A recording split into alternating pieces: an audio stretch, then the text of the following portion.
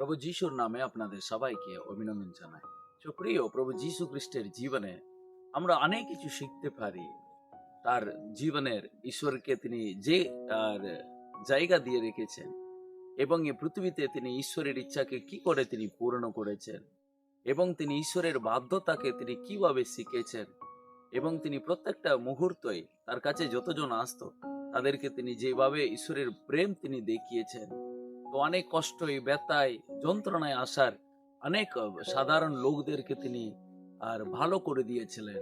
তার মূল কারণ তার তার জীবনে ঈশ্বরের একটা প্রেম এবং ঈশ্বরের একটা ঈশ্বর হয়ে তিনি এই জগতের প্রতি তার একটা প্রেমকে প্রত্যেকটা দিন তার কাছে যতজন আসছিল তাদেরকে তিনি দেখিয়েছিলেন। তার মানে যিশুর জীবনে আমরা অনেক কিছু শিখতে পারি যেটা আমাদের প্রতিদিন জীবনের জন্য অত্যন্ত প্রয়োজন থাকে।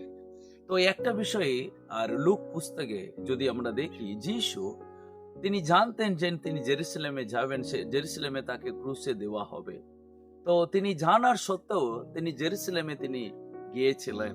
লুক পুস্তক অধ্যায় 19 সেখানে যিশু তার শিষ্যদেরকে নিয়ে তিনি জেরুসালেমে যাচ্ছেন। সাধারণত তিনি যেখানে যেতেন সেখানে তিনি একটা হিলিং মিটিং হোক বা একটা ডেলিভারেন্সের বিষয় হোক বা কোনো ঘরে যদি কোনো ফেলোশিপ হতে হোক, যিশু সর্বদা আনন্দতে খুশিতে যেতেন। কিন্তু মানে একটা দুর্ঘটনা তিনি জানতেন, জেরুসালেমে গেলে আমাকে ক্রুশে দেবে। সেই ক্ষেত্রেও যিশুর আচরণ বা তার মনের মনোভাবনাটা একদম আলাদা ছিল। আর অধ্যায় 19 সেখানে 28 পদে লেখা আছে যে, এই সকল কথা বলিয়া তিনি তাহাদের আগে আগে চলিলেন, জেরুসালেমের দিকে উঠিতে লাগিলেন। তো এখানে যিশু জেরুসালেমে তিনি যাচ্ছেন, শিষ্যদেরকে নিয়ে যাচ্ছেন। তিনি জানেন জেরুসালেমে তার কি হতে চলে এসেছে, কিন্তু বাইবেলে লেখা আছে তিনি আগে আগে চললেন, শিষ্যদের সামনে তিনি যেতে লাগলেন। তার মানে যিশু জেরুসালেমে গেলে তার ক্রুশে দেওয়ার একটা দুর্ঘটনা হচ্ছে, কিন্তু যিশু সবার আগে ছুটে ছুটে তিনি জেরুসালেমের দিকে যাচ্ছেন। তো যিশু এখানে কেন তিনি তাড়াতাড়ি জেরুসালেমে যাচ্ছেন?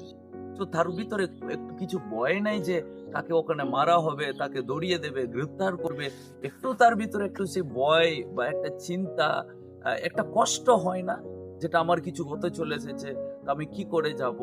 কিন্তু এখানে যিশু সবার আগে তাড়াতাড়ি যাচ্ছেন। তো কি আমরা দেখতে পারি এখানে?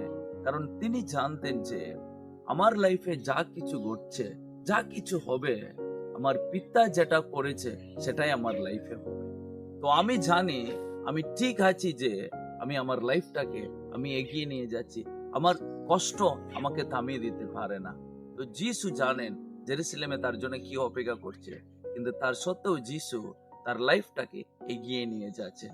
সুপ্রিয়, তাই আজকেও আমরা তাই অনেকটা জিনিসের জন্য ভয়ে, চিন্তায় আমরা অনেক কিছু আমরা খুবই স্লো হয়ে যাই।